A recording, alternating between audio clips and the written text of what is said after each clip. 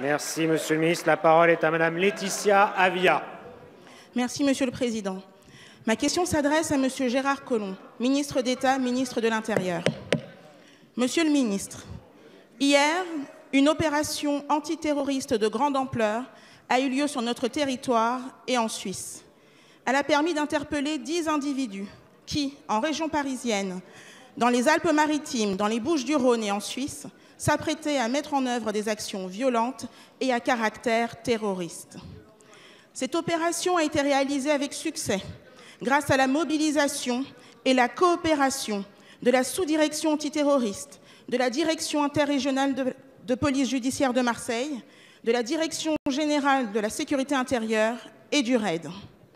Je tiens, au nom de notre majorité et de l'ensemble de la représentation nationale, à rendre hommage à ces agents qui, chaque jour, chaque nuit, sans relâche, œuvrent pour la sécurité et la protection de nos concitoyens. Monsieur le ministre, nous le savons, face à la menace terroriste, il n'y a pas de risque zéro. Et bien présomptueux serait celui qui oserait aujourd'hui promettre à nos concitoyens une solution les prémunissant contre tout risque. La sortie de l'état d'urgence ce 1er novembre a été rendue possible par le vote, à une large majorité, de la loi de sécurité intérieure et de lutte contre le terrorisme. Avons-nous pour autant baissé la garde? Non. Au contraire, nous avons fait le choix d'intégrer durablement dans notre droit les mesures de renseignement, de surveillance, de prévention qui ont prouvé leur efficacité face à cette menace persistante, tout en restant attachés aux libertés et droits fondamentaux. Nous avons fait le choix de circonscrire ces mesures à la seule lutte contre le terrorisme, car telle est notre priorité. Alors ma question est la suivante. Une semaine après la sortie de l'état d'urgence, quel bilan tirez-vous de la sortie de cet état d'exception et comment comptez-vous mettre en œuvre efficacement les dispositifs instaurés pour renforcer la protection de tous les Français? Madame la députée, la parole est à Monsieur Gérard Collomb, ministre d'État, ministre de l'Intérieur.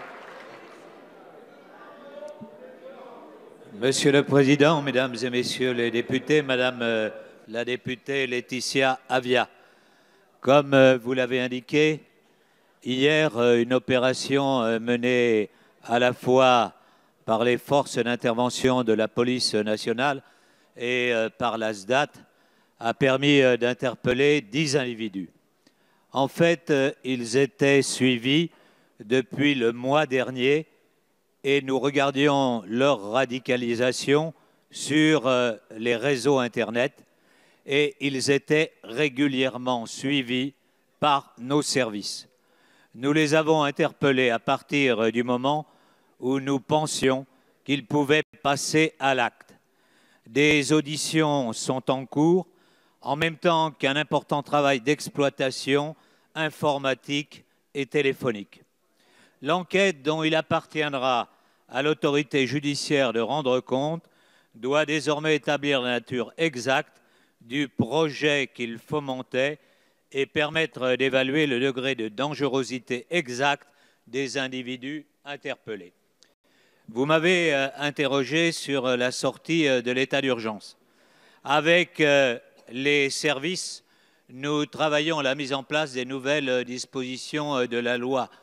Je peux vous dire que d'ores et déjà, 2 nouveaux lieux de culte ont été fermés et que pour ce qui concerne les surveillances individuelles, aujourd'hui, 21 exactement ont été renouvelés. Cela montre que nous sommes sortis de l'état d'urgence, mais que grâce à la loi que vous avez votée, nous pouvons continuer à surveiller les individus qui veulent attenter aux lois de la République pour fait de terrorisme.